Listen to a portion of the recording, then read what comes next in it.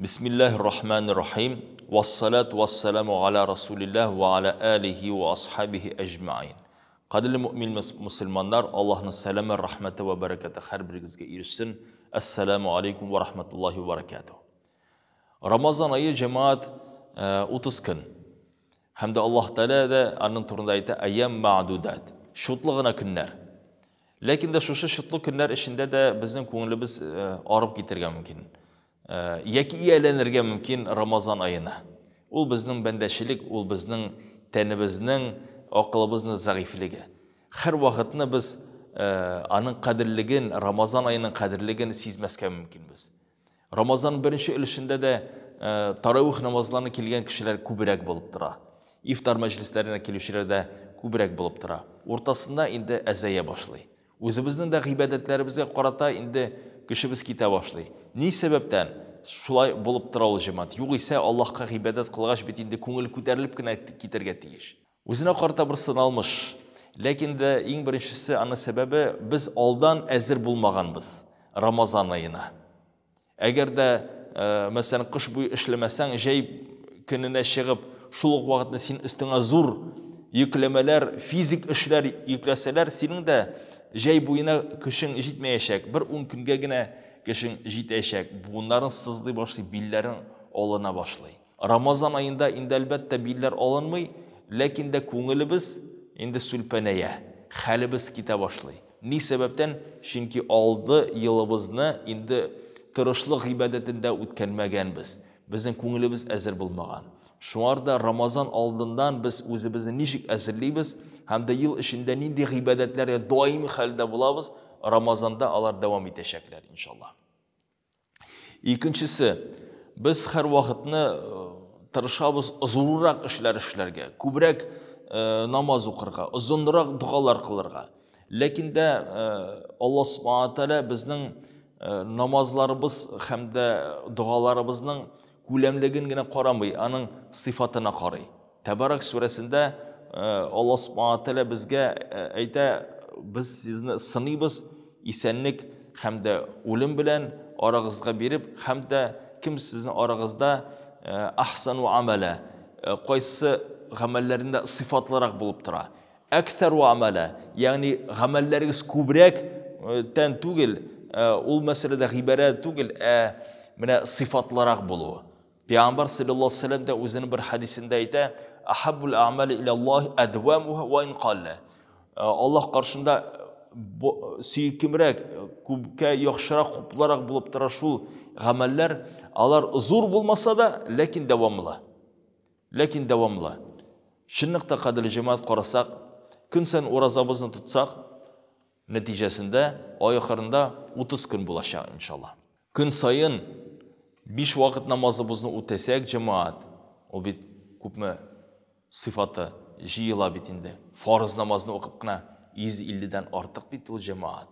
Şuluk vakitte eğer de biz taravih namazlarına kilsek, ol bitinde her bir taravih namazı 20 rekaattan olsak 30 gün bitinde 600 rekaat bulaşacak cemaat.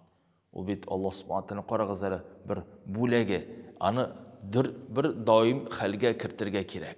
Şul vakitni Allah Teala'dan yardam soraga unuturga kerek tugul. Ya Rabbi, ibadetlerinde, takvalıkta, tevekkellikte bizden nıgıt hem de bizden көңілlerimizni aru haline kirtme şu Ramazan ayında hem de yıl içinde siyah ibadet kılıda bizden ayaklarımızdan nıgıt degen bir dualar da bulur inşallah. Hem de görürsüz nişik sizge yana kış gelecek inşallah. Şuluk vakitte biz şu izgi işlerimizni qarasak cemaat, Allah'ın mühimligi var. Oraza ol Ramazan ayının jimişi. Şul vaxtında 5 vakit namaz. Allah karşında gün sayın ütelettirgen bir yükleme hem de gündelik bulgan izgi işimiz bulup tura. Biz qarıqatı 5 vakit namazga eğlenip gitemiz, ağır ihtibar vermiyoruz. Sıfat bilen ötegiz an inşallah, ağır ihtibar veririz. Taharet alabız cemaat. Elbette uzun ol bir ayrımı ibadet bulup tura.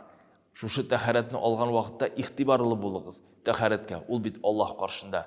İbadet her bir su taşı bilen sizin hatalarınız afu etiler inşallah. Dua deyip etken vakitte cemaat biz duobimizni qilamiz nindi ravishda zihnimizdan chiqib qana.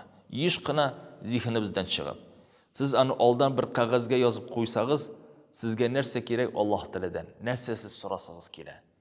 O'zingiz uchun, oilangiz, bolalaringiz, unuqlaringiz uchun, yaqinlaringiz uchun, davlatingiz uchun, xalqingiz, millatingiz uchun, musulmon ummati uchun narsa so'raysiz. Yozib qo'yingiz analar o'zingizga. Hatto organ halda bo'lsa da, ya Rabbi, menga falan aybirlar tilim ortında indi amin deb aytib qo'ysangiz, duo bo'lib turadi jamoat. Chunki har vaqtda zihindan duo qilarga bizning kuchimiz yetmasga mumkin. Ani qisqartib jibarga mumkinmiz. Lekin de mana shu ishni ishlasak jamoat, u bizning kundalik bo'lgan bir amalga kirib ketashak inshaalloh taala. Şu vaqtda biz Ramazan ayında kuchimiz bitirgan mumkin. Ni sababdan? Chunki Ramazanning fazilatlari, ani sirlari bilan qiziqsinuvni biz to'xtatamiz. O'zimizga yo'g'on ma'lumot izlovdan to'xtatamiz. Bosh miyimizga yo'g'on ma'lumot kerak, qiziqsinuv kerak jamoat, va'zlar tinglarga kerak, kitobni o'qirga kerak. Nindi biz yo'g'a qiziqsinadigan ma'lumotni topa olamiz. Şu vaqtda da barcha ma'lumotni topib bitirgach endi yo'g'adan qora vaqtni va'z tinglasang, zihinde yoğarıp jiberek kalpler açılıp gider. Hem de neticesi Ramazan ayında bizning bite başlayan kişimiz kuvvetlenip gider. Özümün tecrübeden aytası kile Ramazanның tırışlık bile kuvvetlen vakitleri ol birinci 20 gün. Mine anda işini işlep kalasın cemaat. Soңғы 10 gününde qaysında indi Kadir kişesi bulaşaq. Ol şu hadlik jingil uzıp gider. Şu haddiz uzıp gite, ana sezmeysin de.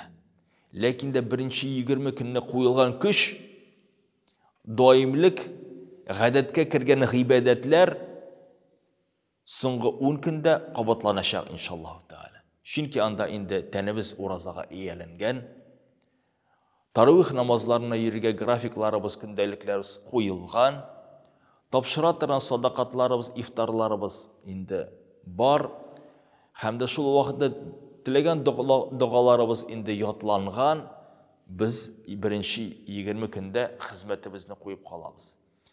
Qalgan 10 günde inşallah biz Kadir kişesini kütəbiz, gün sayın maxsus özün duasını qılıb, ul uzun tugil, Allah inneke afun kerim tuhibbul afa fa'fu anna, şu qısqa duanı yatlab qoyup, gün sayın giş bilen dua qılabız, Allah Teala'dan yalvarabız, özümüzün hatalarımızı affu etüge, hem de neticesi indi gayetini qarşı alabız, Allah'tan rahmeti bilen hatalarımızdan indi pak ravishda.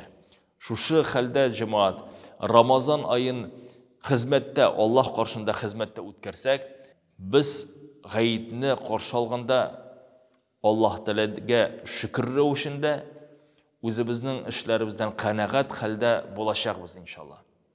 Hatta qanoat bo'lmasak da o'zimizga iskarma yasayıq. Bo'lsin o'zimizni bir qo'l yozmamiz. Narsa ishlar edim kelasi Ramazan ayında. Narsa yetmedi. Narsani bilmedim. Nindi duani yotlamadım.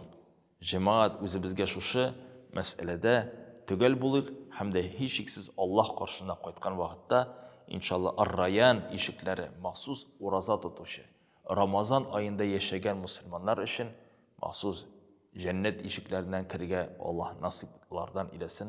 Amin. Assalamu alaykum ve rahmetullahi ve berekatuhu.